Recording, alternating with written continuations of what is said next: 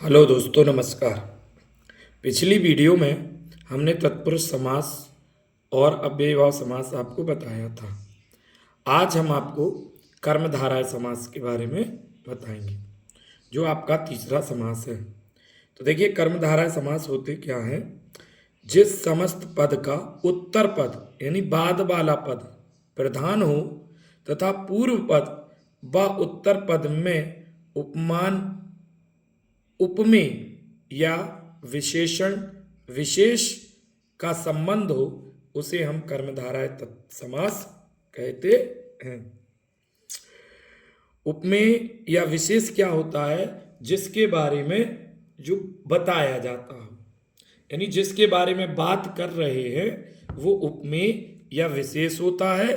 और जो उसकी विशेषता होती है वो आपका उपमान या विशेषण होता है। जिसके बारे में कुछ बताया जाता है वो विशेष, या जिसके बारे में बात हो रही है वो विशेष या उपमेय, और जो उसके बारे में बात या जो विशेषता है वो आपका उपमान या विशेषण होता है। तो कर्मधारय समास में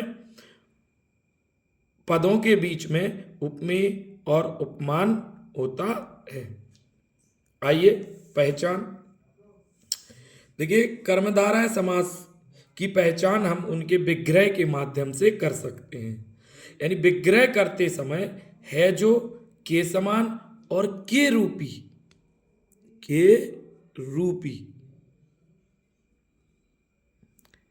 अगर दोनों पदों के बीच में विग्रह करते समय है जो के समान और के रूपी आ जाता है, तो आप समझ जाइएगा कि ये कौन सा समास है, कर्मधारय समास है। जैसे एग्जाम्पल के माध्यम से समझते हैं। देखिएगा, लिखा हुआ है कमल के समान चरण, तो के समान आ गया ना, यानी चरण किसके समान है? कमल। तो चरण के बारे में बता रहे, चरण हो गया विशेष अर्थात उपमेय, और कमल क्या हो गया? विशेषण यानी उपमान। तो इसको क्या लिखेंगे? चरण कमल। इसी तरीके से है कनक लता, यानी कनक के समान लता। लता किसके समान है? कनक के। तो यहां पर कनक आपका जो होगा वो विशेषण होगा और लता जो होगा वो विशेष होगा, क्योंकि लता को बता रहे कनक के समान। इसी तरीके से कमल नयन, इसका मतलब है कमल के समान नयन। तो नयन कौन हो गया? विशेष, और कमल क्या हो गया? विशेषण, और के समान इसमें बीच में आ गया कर्मधारय।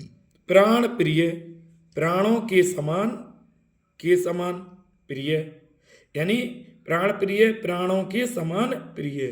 तो प्रिय जो है वो आपका विशेष या उपमेय है, और प्राण जो है वो उपमान या विशेषण है। इसी तरीके से चंद्रमुख, यानी चंद्रमा के समान मुख, चंद्रमा के समान मुख।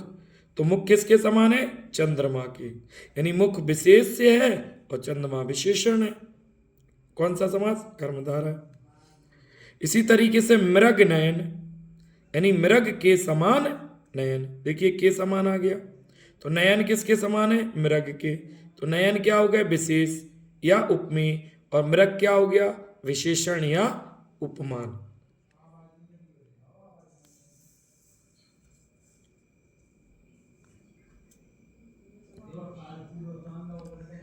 इसी तरीके से देखिएगा देह लता, यानी देह रूपी लता। देह लता मानी देह रूपी लता। तो देखिए रूपी आ गई, यानी लता किसके समान है? देह के। तो लता विशेष से है और देह आपका विशेषण है। क्रोध अग्नि, क्रोध रूपी अग्नि, यानी अग्नि किसके समान? क्रोध के। तो अग्नि विशेष है या उपमेय, और क्रोध विशेषण या उपमान।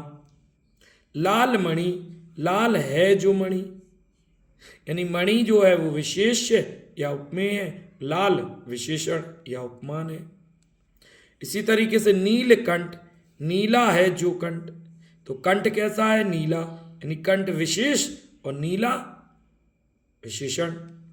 महापुरुष, महान है जो पुरुष, यानी पुरुष विशेष और महान विशेषण। महादेव महान है जो देव, यानी देव विशेष और महान विशेषण।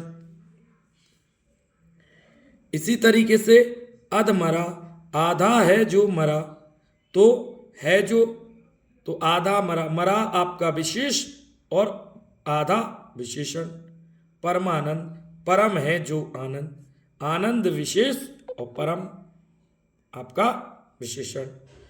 तो दोस्तों आपको वीडियो पसंद आया होगा तो लाइक करें, सब्सक्राइब करें, कमेंट करें और बेल आइकन जरूर दबाएं, जिससे नई वीडियो आपके पास तुरंत पहुंचे।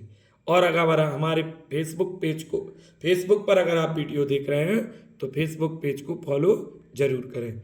जय हिंद, जय भारत। मिलते हैं अगली वीडियो में अगले समास के बाद।